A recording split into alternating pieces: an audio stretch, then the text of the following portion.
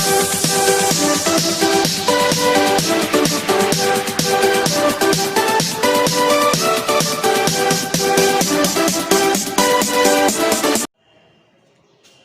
Students, आज हम लोग कोलाइडी प्रावस्था के सबसे लास्ट टॉपिक के बारे में पढ़ेंगे। और कोलाइडी प्रावस्था के लास्ट टॉपिक में आज हम लोग इमल्सन क्या होते हैं, इमल्सन कितने प्रकार के होते हैं और दैनिक जीवन में कोलाइडी प्रावस्था का उपयोग कहाँ कहाँ पर किया जाता है, इन सभी के बारे में स्टडी करेंगे। तो सबसे पहले हम लोग देखते हैं आज का अपना टॉपिक इमल्सन।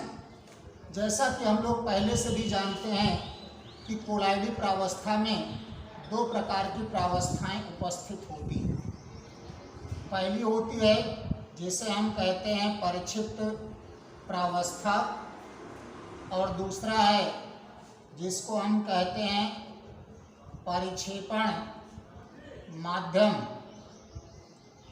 परिक्षिप्त प्रावस्था अगर लिक्विड दी गई हो और परिक्षेपण माध्यम भी अगर लिक्विड दिया गया हो, और इन दोनों प्रावस्थाओं के बने हुए कोलाइडी विलयन को ही हम इमल्सन कहते हैं। इमल्सन को हम परिभाषित कर सकते हैं वह कोलाइडी विलयन जिनमें परिक्षिप्त प्रावस्था और परिक्षेपण माध्यम दोनों द्रव प्रावस्थाएं होती हैं, इमल्सन कहलाते हैं। इसका एग्जाम्पल हम लोग देखते हैं, जैसे मिल्क में हम देखते हैं एक प्रावस्था है जिसे कहते हैं वसा, और दूसरा है जल। वसा कम मात्रा में होती है, इसकी भी फिजिकल स्टेट लिक्विड है, और यह है परिक्षिप्त प्रावस्था।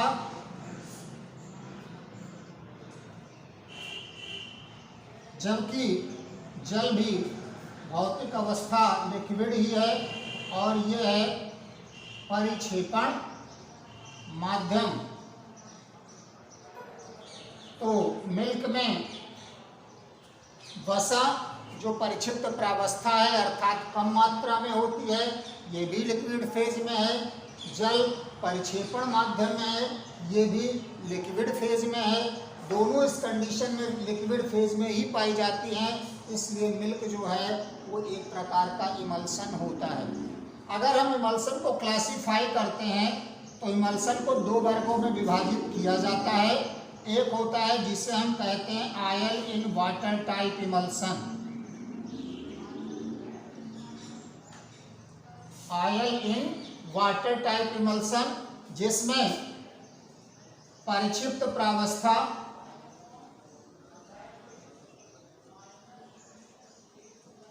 आयल है और परिक्षेपण माध्यम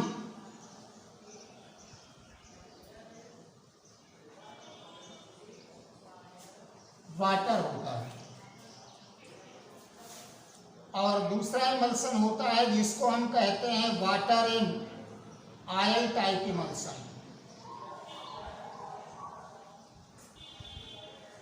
इसमें परिक्षिप्त प्रावस्था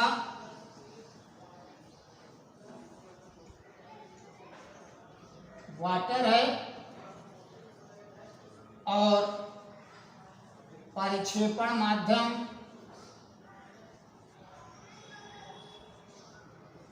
आयल होता है। तो इस तरह से बच्चों इमल्सन क्या होते हैं, वे कोलाइडी विलयन जिनमें परिक्षिप्त प्रावस्था व परिक्षेपण माध्यम दोनों द्रव होते हैं, इमल्सन कहलाते हैं। इमल्सन जैसे क्रीम होती है, मिल्क होता है, ये सभी इमल्सन होते हैं। अगर हम मिल्क को देखें तो मिल्क में वसा द्रव प्रावस्था में होती है, अल्प मात्रा में होती है, ये परिक्षिप्त प्रावस्था है। जल द्रव प्रावस्था में है, ज़्यादा मात्रा में है, इसलिए ये परिक्षेपण माध्यम है। तो मिल्क में वसा और जल दोनों द्रव प्रावस्था में होते हैं, इसलिए ये इमल्सन होता है। इमल्सन को अगर हम क्लासिफाई करें तो दो प्रावस्थाओं में इसे हम क्लासिफाई करते हैं। इसका पहला वर्गीकरण है जिसे हम कहते हैं oil in water type emulsion, अर्थात ऐसा इमल्सन जिसमें आयल परिक्षिप्त प्रावस्था में हो और वाटर परिक्षेपण माध्यम में हो। दूसरा होता है जिसे कहते हैं water in oil type emulsion, अर्थात इसमें परिक्षिप्त प्रावस्था वाटर होती है और परिक्षेपण माध्यम ऑयल होता है। अब हम लोग बच्चों पढ़ते हैं कि दैनिक जीवन में कोलाइडल सिस्टम का कहाँ कहाँ पर उपयोग होता है। तो सबसे पहला उपयोग हम लोग पढ़ते हैं कि सेविंग करते समय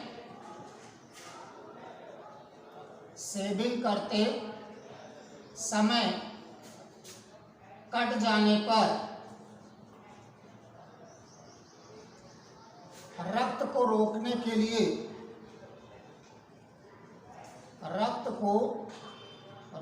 के लिए फिटकिरी का उपयोग किया जाता है। फिटकिरी का उपयोग करते हैं। अब इसमें बच्चों हम लोग देखते हैं कि जो रक्त होता है ये रक्त कोलाइडी कण का व्यवहार करता है। रक्त किसका व्यवहार करता है? कोलाइडी कण का।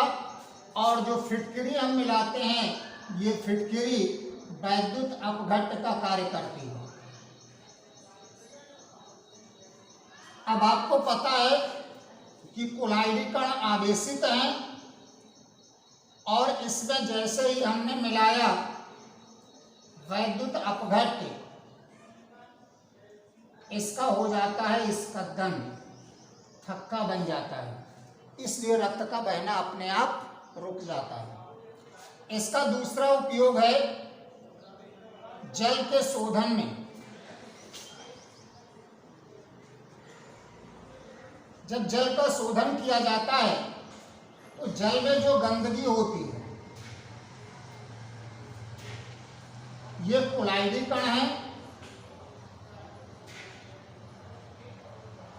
और इसमें हम मिलाते हैं फिटकिरी। फिटकिरी जल में मिलने पर आयनित हो जाती है और ये व्यवहार करती है वैद्युत अपघट्ट का।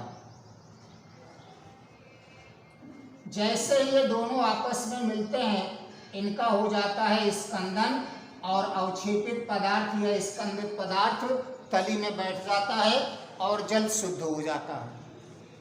इसी तरह से स्कंदन का ही उदाहरण है कि नदियां समुद्र में गिरने पर